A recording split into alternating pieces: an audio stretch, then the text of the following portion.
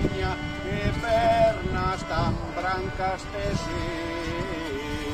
Dixo a rapaza, e a reñejo te yo demo, que te trouxo por aí, mala sarna te persiga.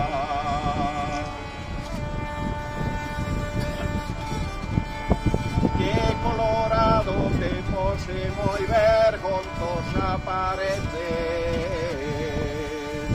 Pois se nos vamos casar, inda che a sei ver máis veces. Non te poñas tanto liño, xa te podes convencer, que mentras estea solteira non vas a volver a ver.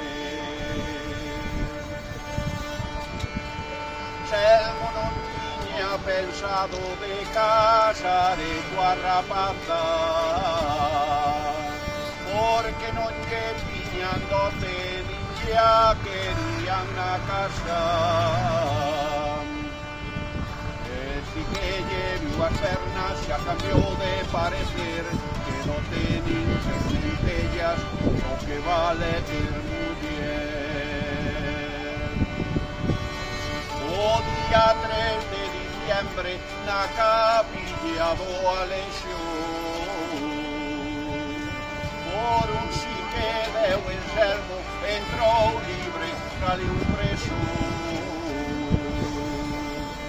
Cando saíron da igrexa, dixolle o cura ao enfermo, agora ten que xente as canelas no inverno. Deixo-llo ao enfermo. Falta me fai, señor cura, moito lle teño sufrido. Dormi sola no inverno e vou pra morrer de frío. Contestoulle a Rosiña dende a porta enfadada, pois hostede, señor cura, tamén lle esquenta a criada. Tiveron a grande boda a estilo daquel lugar. Chamaron os convidados e os gaiteiros para tocar. Bailaron a muñeira, foronse con sola cama, que Anselmo facía ben, Rosa Seica lle ganaban. Alo pola medianoite, Anselmo quedou dormido,